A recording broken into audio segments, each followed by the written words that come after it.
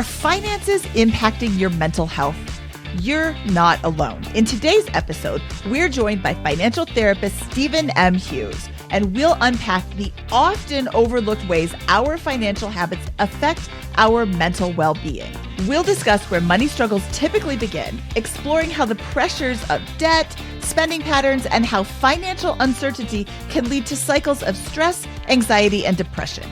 Stephen will offer insights on recognizing these patterns and how to create healthier relationships with money, even if you consider yourself good with money. Hello, and welcome to the BiggerPockets Money Podcast. My name is Mindy Jensen, and with me, as always, is my therapeutic co-host, Scott Trench. Thanks, Mindy. Great to be here and join you with our goal on BiggerPockets Money of helping you shrink your financial anxiety. You are in the right place if you want to get your financial house in order, because we truly believe financial freedom is attainable for everyone, no matter when or where you're starting or what your emotions around money are like. Stephen, we are so excited to have you on the BiggerPockets Money Podcast today. Thank you so much for joining us. Yes, thank you for having me. It's surreal being here. I've loved the show for a long time listener. So let's get into it. Yes, let's get into it. And specifically, Stephen, I want to know about your money background. Where did your journey with money begin? So my journey, I would say, began in Jamaica. Both of my parents are from Jamaica. They immigrated here, and I was born in New York. But like a lot of people, we didn't grow up talking about money, and we also grew up with some humble beginnings. It was 8 of us in a 3-bedroom house, sometimes 10, depending on who was here from Jamaica. And because we didn't talk about money, I went to college and made every money misstep possible. Like 7 maxed out credit cards, overdraft fees to the point they closed all of my bank accounts and told me to ease on down the road. Repossessions, plural, and eviction. My credit score was a 385. I didn't know it could go that low at the time. And I wasn't really managing my money well, let's say. But a mentor of mine, he gave me a book called The Richest Man in Babylon. Y'all might be familiar with it. And after I read it, I started making some changes in my financial life. And that led me to start volunteering in financial education after I dropped out of college in 2010. And that was what led me to start my nonprofit organization at the time, No Money. And after a few years of doing some financial coaching for people and hosting community events, I realized that there were people who were asking me to come back to the financial coaching. And I started as somebody who was really focused on financial literacy. But as I saw people getting the information they needed, I realized that it wasn't just the education that they needed. They needed some accountability. They needed some resources on how they think and feel. And that's when I turned specifically to financial psychology, behavioral finance, and financial therapy around 2015. And I was nerding out. Like, I was reading textbooks, but I wasn't in class. And that's how I knew, like, oh, this must be for me. Did you have any guilt about your 385 credit score and the fact that, I'm assuming that with the 385 credit score, you weren't making on-time payments on your credit cards, right? No, those credit card payments oftentimes, like, slipped by the wayside. And so I did have guilt because like when you have a 385 credit score and you're in college, like you're renting an apartment, so you have to apply for an apartment. And that also led to me like renting a house instead of an apartment from a landlord who had a house from his family who wasn't, I guess, as stringent as like an apartment complex. And so, credit scores do change the options that you have.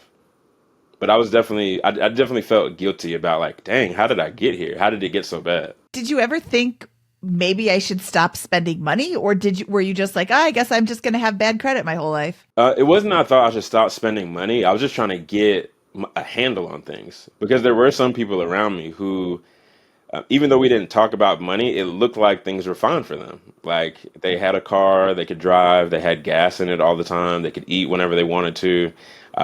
They had a roof over their head. They didn't worry about evictions or late bills or fees.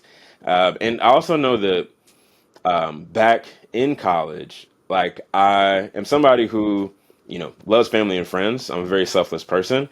And I was managing my money that way too.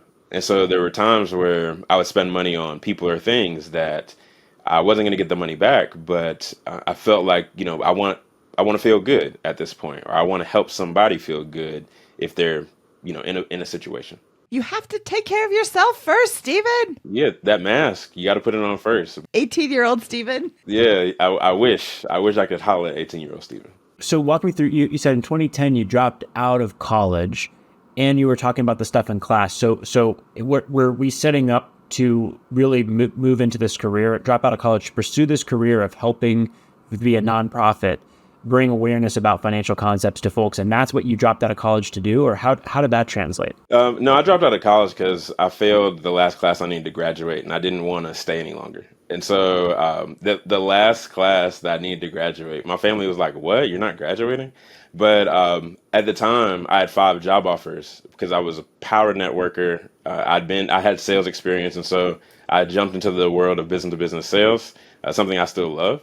But the dropping out of college was not saying like, oh, I'm going to pursue this financial education thing, because I still didn't even have my money together when I dropped out of college. And I didn't even know this was a thing that people did as like a profession. Okay, so we have 2 journeys here that I really want to get into. One is your personal financial story, and the second is no money and how you built that out. So where do these interweave? Like, when did your personal financial situation begin to really improve and you started making big changes there? And, you said it was after the Richest Man in Babylon. Was that in college or was that immediately afterwards when you got this job? So I started making better financial decisions before the end of that year, but maybe not the best academic decisions because I failed that class in that summer. But then as I continued to just delve more into personal finance, I started to turn my financial life around 180. And in 2011, I started volunteering with Junior Achievement. And so teaching the students that I was working with about money, I could feel like, okay, this is something that I like to do. And I'd already been a speaker because of some of the leadership positions I had in college. And so it just started to develop itself. And in 2012, I started no money, but I hadn't done anything with it. I was like, oh, I guess this is something I should do so I could rent bigger rooms at like the rec centers and the libraries that I was talking at. But it wasn't until like 2013 where I really quit my full-time job for the first time and decided like, okay, I'm going to focus on this thing. I'm going to get it cranked up and grow it. And I really started doing community events at least once a quarter and started doing more speaking engagements and workshops. All right, we've got to take a break, but more from Stephen after this. We're going to discuss how to have a healthier money mindset this year. All right, let's jump back in with Stephen. So let's say somebody's listening to this. They want to get their finances in order. They are totally identifying with 18-year-old Stephen's money management approach of just like, whatever, I'll figure it out later. What's the first step you would tell them if they've decided, yes, I want to make a change? What are those changes they need to be making? The first step is instead of focusing on the fruit, which is like the bad spending or the ways that you're managing your money now, like really focusing on the root. So why is it that you think or feel about money the way that you do? And really uncovering somebody's money story, like some of the things I shared with y'all. How did you grow up with money? What are the things you heard about money? What are the things you saw around money? What are the things you experienced around money? What did your parents experience around money when they were growing up? And their parents? Because all of those things have impact on how we think and feel and behave with money now. And so for people who decide like, all right, I'm wilding, like I'm doing a little too much, really it starts with your money story and becoming more aware of where you were in the past. Because we start putting the equation of money and value together at a very young age, before we can even really form full sentences. And so from then till now, we've had a lot of time to develop these things that we feel and think about money. And if you're at the same place that 18-year-old Stephen was, where you develop these things, even though there weren't money conversations directly happening with you, then you got to take some inventory of how you think and feel about money before you decide like, oh, I'm going to switch gears and just do these things differently and hit these financial goals. It may not happen like that, my friend. You got to start from the foundation. I love that. I think that there's a lot of people who find themselves in these situations and they're like, well, I guess I'm just going to be bad with money my whole life, or I guess I'm just going to have a bad credit score my whole life, or this is just the way it is. I'm not going to make any changes. And changes aren't going to happen to you. You have to be the driver of those changes. And I would love for there to be an easy button, just be like, oh, push this easy button and then all your finances will be fixed. But the easy button is you doing the work and you stopping spending more than you have. You have $5,000, you can only spend $5,000. If you have $500, you can only spend $500. So however much you have, look at how you can support your life first before you go buy pizza for the house, Stephen. Yes, for sure. For sure. So can you tell me a little bit about after you read The Richest Man in Babylon, and the next 2 years or so, what you had a 385 credit score, you had all this debt, 7 maxed out credit cards. What was the total amount of debt, and how did that change once you started implementing more healthy financial practices? Yeah, I don't know the number, but I know that in terms of the debt, I have student loans, and so I had them at that point. But I also was paying back student loans for a degree that I hadn't finished. And that wasn't a good feeling, of course. And then with the credit cards, they probably totaled around a couple of $1,000s, but it felt at the time insurmountable because it was just money that was more than one single check that I was making. And so after reading The Richest Man in Babylon, like I really started to get a little bit clear on, okay, well, how do I put one foot in front of the other, get rid of some of this debt, and then also start saving so I can invest? Because I was listening to things like BiggerPockets early on. I was reading books that was talking about real estate investing and the stock market. And I said, I want to get to that. But really, I was just taking the steps to knock out the debt after reading The Richest Man in Babylon. And it was the first time that I heard of this thing like saving for the future and emergency funds. And so I was like, oh, that sounds pretty cool. Like having money to do the things that come up, like that's a novel idea. And so, these are the things I started putting in place, super basic, right? But things I started to put in place that really helped me launch into the work that I'm doing now. When did you move into this nonprofit or this work of financial therapy specifically? What year was that? That was around 2013. Okay, can you tell us a little bit about that transition and how your career changed from there? Yeah, so early on with no money, I really focused on facilitating workshops and then also creating curriculum. So for nonprofit organizations, for companies, for colleges and universities, they would bring no money on campus to talk to their students about money, or organizations like nonprofits would bring us in to host workshops or events around money that weren't like your stale bank financial education workshops that were like free, right? We didn't walk into a workshop and say like, hey, you should budget, you should be budgeting. This is a budgeting workshop. We might make a list of all the things that we want to spend our money on, including our vices, and show people like how to manage their money around all these things. And so that's what, taking off looked like for us. Awesome. And when did the concept of financial therapist come about? Can you explain what that is and where that comes into play? Sure. So a financial therapist is someone who helps an individual feel better about their finances so they can make decisions in the present and the future that are financially healthy. And if they're doing their job right, this is going to impact that person holistically. So not just their financial life, but usually their mental, physical, emotional, spiritual health are all things that are going to improve. And in terms of like when that came into picture, like as I was doing the financial education side of things early on, there were financial advising firms that would reach out to me and say like, hey, are you interested in coming on board? And at first I was like, oh, maybe I want to be a financial advisor. But then as I learned more about a financial advisor, I was like, I'm not really interested in managing anybody's investments. That's not something that I want to do. And then as I went along, I was trying to figure out like where I like fit into the financial professional picture. I started delving a little bit deeper into how people thought and felt about money. And financial psychology and behavioral finance became a real thing for me. I got a graduate certificate in behavioral finance. I decided to start a financial psychology and behavioral finance program at Creighton University.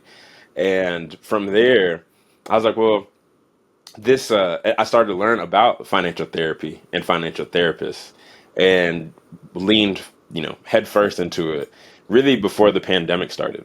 This particular FinCon that we just had in 2024 was the first time I had really heard about the concept of financial therapy. I met you. I met like 6 different financial therapists at FinCon. And at first I was like, oh, I wonder what this is about. And then I started thinking about it. I'm like, this is so perfect. This is such a need, because when people aren't good with money, typically they're not good with money, and they're bad with money, like really bad with money. They've got debt, they've got low credit scores, they've got all this stress. And, how many times, Scott, have we talked to people who are like, oh, I never learned about money growing up? I think this is episode 601. So what, like 599 of the people that we've talked to never learned about money growing up. And yet you have this huge amount of guilt that you don't know how to make your finances work for you. So the concept of financial therapy really seems to have an excellent place in society today, because there's all this guilt. You should not have all of this guilt that you don't know how to make your money work for you. What are some of the most common money related challenges that you're seeing people facing? Every day we're reminded that somebody is doing well with money, whether they bought a car or they bought their dream house or they paid off their loans or their debt or they've got all these investments. And so sometimes, like, because you don't have the education information or the experience of doing things positively with money, you see these things happening with other people and you're like, oh, I'm the same age or I'm older than this person. And then you feel this guilt, like, dang, why don't I know what I'm doing with my money? This doesn't make any sense. And but in terms of the things that I see most common with the people who come to me, they may feel that guilt or shame around money. They also may feel shame around making a lot of money. So for people who may have had humble beginnings and they are making more money than their parents had ever seen combined throughout their life, sometimes they feel a little shameful about, like, oh, I have so much money and I'm doing a job that is a tenth or 25% of the effort that my parents had worked, because they labored, they did all of these things to make the little bit of money that they did. And I'm making so much money now. It feels kind of weird. It feels kind of, and they attach an emotion to that. Other clients that I have, and my clients, there's some of them that make $50,000 a year. There are some that make $50,000 a month. Some of them, in terms of like the way that they feel about money, they may feel like, I just can't get right, or they don't have the peace of mind and clarity around their spending. And so even if they are making enough money, they are living paycheck to paycheck. Like I worked with somebody who, they were making $400,000 a year, and every month they were like, I just don't know where the money is going. And I was like, gosh, there's so much money to not know where it's going. A lot of the things that we just have in our lives can kind of derail you and make you feel a way about money. But something that I mentioned, like, to my clients is that even if you solve the income problem or the income challenge, that doesn't mean that you've solved all the life challenges that are going to happen that will directly relate to your income. And so as you're experiencing these life things, you have to acknowledge that, okay, well, there may be some money tied to this. There may also be some thoughts and feelings tied to this, because this is something that you're experiencing. Before you spend $25,000 a month on a condo in South Carolina. I can't think of one apartment that would cost that much in the state of South Carolina. But, those things. We got to take one more final ad break, and then we'll be right back. Thanks for sticking with us. Let's jump back in. Can you give us some examples of how you think about healthy, you use the word attach emotion. This is a fact about their financial situation, and this is the emotion they attach to it, which I think is a very powerful, fundamental concept that you probably apply every day in your work here. Walk me through some healthy examples of healthy emotions and how they tie to finances, and unhealthy emotional attachments to financial situations. Yeah. So unhealthy emotional attachments will be like that shame, that guilt, the resentment that we talked about before, those feelings of like not feeling positive about your money. And so when it comes to positive emotions, the other thing that I talk to my clients about is that emotions or energy in motion, they're not supposed to be the thing that is the captain of the boat with your financial decisions. They're also not supposed to be the thing that you throw out on the side, on the wayside, just because people tell you that you should take your emotions out of money decisions. And so some of the positive emotions that people tie to different money decisions is happiness, right? You can buy happiness if you know where to shop, but joy, like peace of mind, clarity. You'll have these different feelings, and really, I'm somebody who's very mindful, so I try to help people get to that point as well, not only in their financial lives but outside of that as well. But really, the ways that you want to feel about other things in your life, not just money, are the emotions that you're going to attach to these money decisions and these money experiences when they happen. And if you aren't careful, that emotion, negative or positive, will stick to that experience.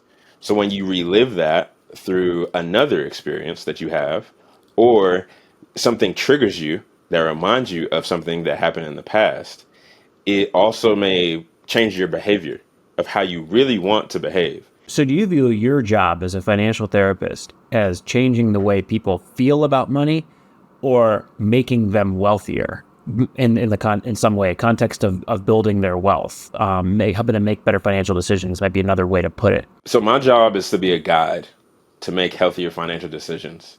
And being a guide, it may look like me referring you to a financial advisor or a talk therapist because this is what you need right now. Me being a guide may also be me breaking down how you can increase your awareness around your own money story, or examining the relationships that you and the people that you love have with money. But really, I can't say that it's either or. It's really both and. Because I know when you're saying wealthier, you're talking about like money in the bank, digits on a bank account number. But, when it comes to wealth, I don't only like sift it down to financial means, because we have so many other resources that we're coming into contact with that are going to impact our money. It wasn't exactly what you asked for, but it's a little both and. Okay, so almost 2 years ago now, my husband and I sat down with Ramit Sethi, and we were guests on his show talking about learning, how to spend the money that we have. A bit of a different problem from somebody who is spending more than they have.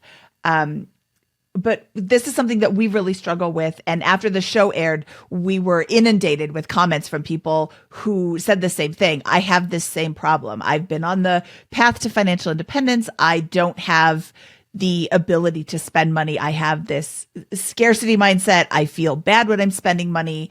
What advice would you give someone who is struggling with this fear of spending money after hitting financial independence? So first I would tell them congrats on hitting the fire number. But then I would let them know, like, hey, the money journey that you took to get here is not the same money journey that you're running going forward. So we should stop and consider what your new non-negotiables are and what are the things that you're willing to sacrifice for those non-negotiables. Because when somebody hits their fire number, they may get very focused on lifestyle. They may get very focused on like how they spend their time. And that's what we want them to do. Like, we also want them to be conscious of how much money they have and how they spend their money. But it's just a different situation because you pursued fire for additional choices to decide, hey, am I going to stay at this full-time job that I don't like? Or I would like to retire early and decide that I'm going to have financial independence and do the things that I want to do. So as you're running really hard to your fire number and then you hit it, sometimes you may feel like, all right, I still have to accumulate this money. I still have to get to this fire number. I still have to get money in the door. But not stopping and acknowledging like, hey, this was a part of the journey.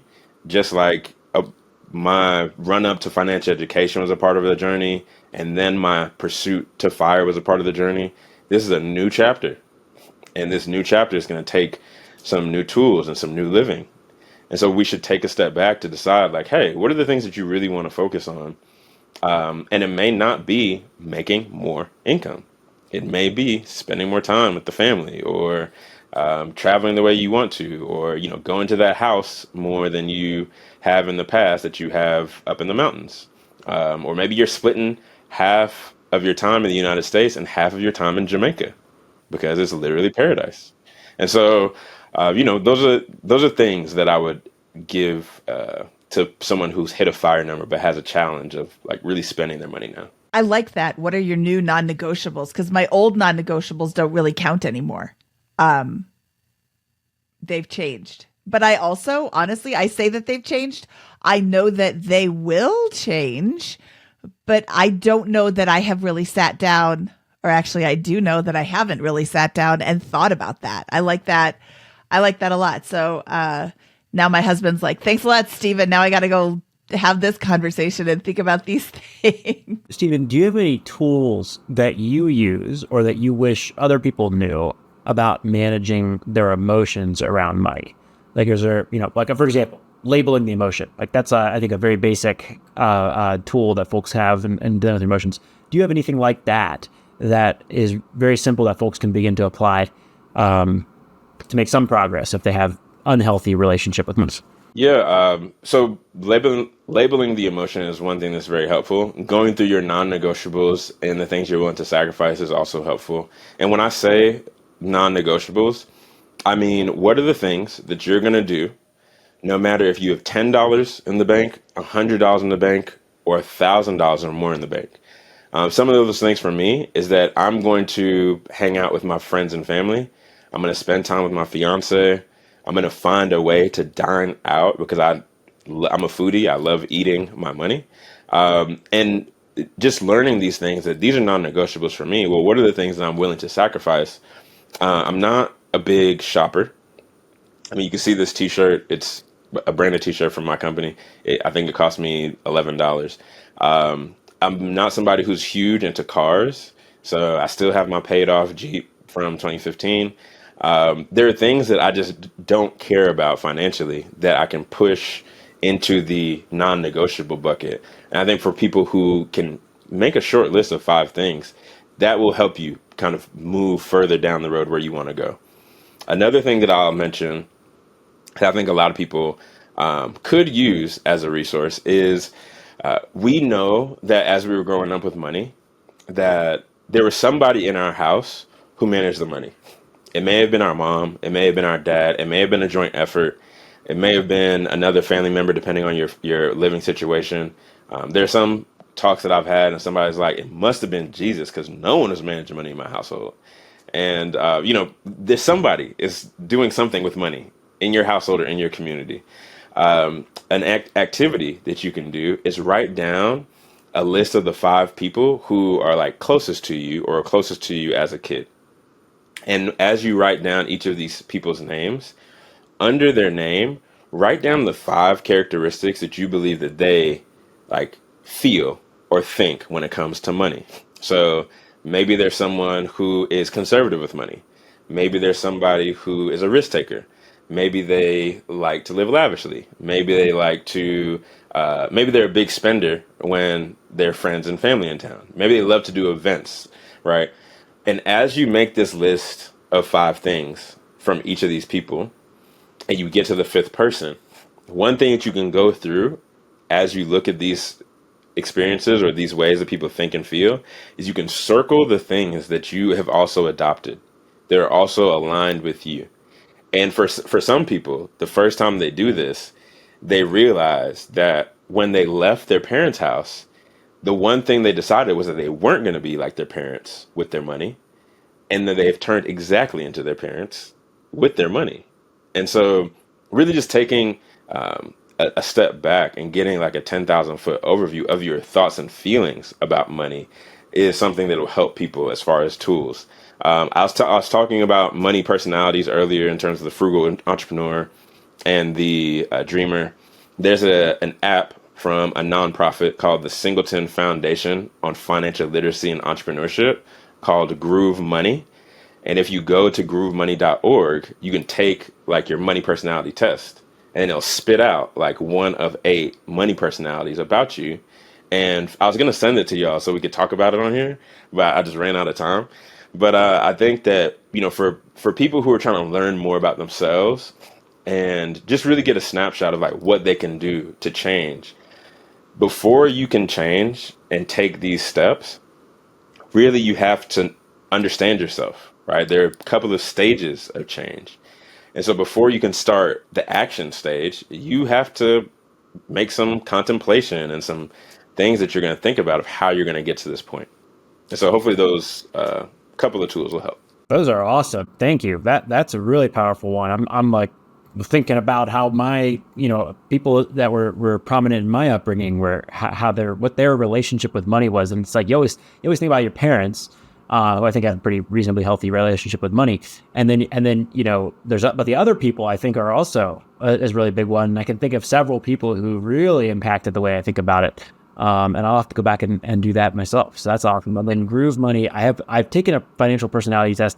I forget my results. It was a different one, but also go check that one out here as well. So thank you. Cool. You're welcome. Yeah. And I quickly sent a note to my husband because I don't want to forget. I said, I'm chatting with a financial therapist. What are your non-negotiables? What's your money personality now? He's like, that's really interesting. And I'd be interested in hearing what yours is, me personally. And I'm like, yeah, we're going to have a conversation about this. We'll probably turn it into a podcast episode because why not? But I love that. There's something that's interesting here in finance that's probably different than other parts of life, where like it's always a good idea to eat healthy, take care of yourself, be fit, all those kinds of things. But money is not like that, right? Like, what is it? Like, Mindy, Stephen needed more of this unhealthy frugality back when he was 18, right? And that's really important to get started in the financial journey or pay off debt. That's a healthy dynamic, at least in relationship to giving someone some semblance of independence, like remove separation from dependence and into this world of independence, and then to build wealth, to build that first couple $100,000 or first $1 million in wealth, which is a long grind, needs that discipline. And then once you have this financial independence, abundance that you have, Mindy, for example, then that mindset becomes unhealthy. And so like there's this like evolution that I think is very difficult for people because their financial position probably changes faster than their mindsets. I'm going on this for a while. Stephen, I see you nodding. It sounds like you're agreeing, but like that's a dynamic that doesn't exist in other parts of your life, really, right?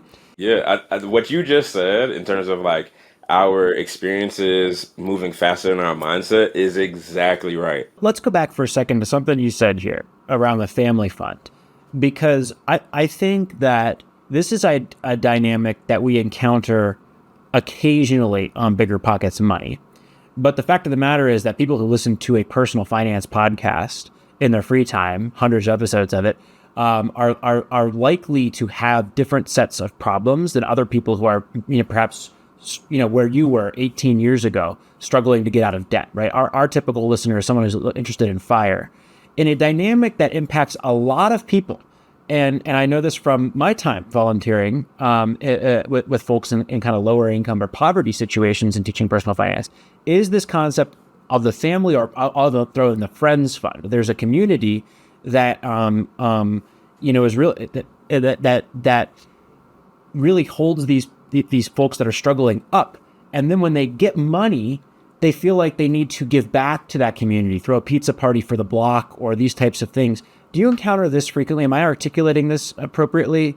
This problem, and how and is that a tool that is commonly needed in folks that you're working with from a financial therapy standpoint? Yeah, I'm picking up what you're putting down. And in terms of people encountering this, as I mentioned before, that person may be financially well, and they feel guilt or they feel some shame because they still know people who are their same age or maybe older who they don't believe is going to encounter this type of financial security or financial independence. And so they want to help. But you also don't want to turn yourself into the financial faucet for your family. That anytime somebody needs something, they just come to you and you just pour out the money. And so this is something that I do encounter, especially with my high income or higher financial net worth clients. And I always say financial net worth because your money can't ever equate to like your value as a person. But when it comes to somebody having enough money where they can make decisions to say like, hey, I'm going to help another family. You want to help that other family, but you also want to put your mask on or keep your mask on. And so I'm somebody who is huge into community. I believe that there are community savings tools that work for our benefit. And also, this is a community financial tool. Like a family fund is something that also sparks new conversations for people. Like I was talking to a client and they said, I put that family fund in place. And the next family reunion, we talked about how to put more of our money together so we can grow a bigger family fund. And then we can start investing together in the family with the family fund instead of only giving people emergency like loans. And so these financial actions, as we unpack some of the emotions around them and we get resources to go a little bit further down the road, really impact, they have a ripple effect on our family, on our friends, on our community. If we do take the road of the work that we have to do to get to that point. This is so fascinating because because of my privileged background around this, like it is unfathomable for me to have a situation. It's just so unlikely that my parents would ask me for money, for example, or my brother would ask me for money, or another family member there. And so, but this is a real issue that holds back tens or hundreds of millions of Americans, right? Because that's how this is working. And this is a great tool to think about that, right? Because it's one thing to knock out your debt. Once your debt's knocked out, then I become a provider for other folks in my life. And that is a real problem that I saw a number of times among other folks, and perhaps other listeners who may have enjoyed similar privileges are not really thoughtful about out there. And I love that as a tool. That's a great concept here. And hey, there's just a percentage that's going to that purpose, and the rest is not. That's going to help everybody. Now everyone's going to get more, going to participate in this. So thank you for sharing that. Yeah, absolutely. I love that. And this is perfect for the top of the year. Like, this is the conversation we're going to have. Yeah, I even like the idea of a family fund. It's January and maybe I'm going to throw a few $100s a month into my family fund, and maybe I'm not going to tell anybody about it. But if somebody reaches out and they need money for XYZ, and it's a family fund, don't reach out to me and be, hey, I heard you talking about you have extra money. No, I don't. There's no such thing as extra money. Is there a BiggerPockets money family? Yeah, for anybody in the BiggerPockets money family wanting to borrow from the family fund, it's Scott at BiggerPockets.com. But, there have been people in the past who have asked me for money. And my thought is always first, are you going to be able to pay me back? And there are some people that I would never lend money to because I would never get it back. But it's not lending from the family fund, it's giving from the family fund. And if they return it, then it's a loan. I feel the same way with people who are in the personal finance community who a lot of people see me as a financial wellness or financial therapist who's also a speaker. And as they see me speaking, they're like, well, how can I do what you're doing? And if I give you some insight on like how you can grow your speaking career, and then you come back to me later and like, hey, how do you do this? And I'm going to ask you, did you do what I mentioned to do before? And if you did not, it's very hard for me to help you going forward. And my fiance also told me like, hey, stop helping so many people with so much of your time. And so that's how I, quantify if this is worth my time. Like, did you take action? Are you in the position to take action? And did you take action? And so I love that. Okay, Stephen, this has been such an awesome conversation. I'm so thankful for your time today. Where can people find you online? So they can find me at my website, StephenMHughes.com. So that's STEVENM, like money, HUGHES, .com. So StephenMHughes.com. And then they can also find me on LinkedIn and Instagram. That's where I'm most active. I don't do a lot on social media just because a lot of my work is offline. But if people want to connect with me there, feel free to reach out. And then on my website as well, I know we talked about affirmations a little bit. If they go to StephenMHughes.com/affirmations, they can download the affirmations that I use and that my clients use as well. Awesome. And there's another tip I got from Stephen. It's not Mindy M like Mary. It's M like Monday. M like money. Yeah. All right. Stephen M. Hughes, thank you so much for your time today. It's always good to chat with you, and we will talk to you again soon. Yes, sounds good. I appreciate y'all. Peace. I appreciate you. Thank you. Bye-bye. All right. That wraps up this episode of the Bigger Pockets Money Podcast. He is the Scott Trench, and I am Mindy Jensen saying farewell, Snowbell.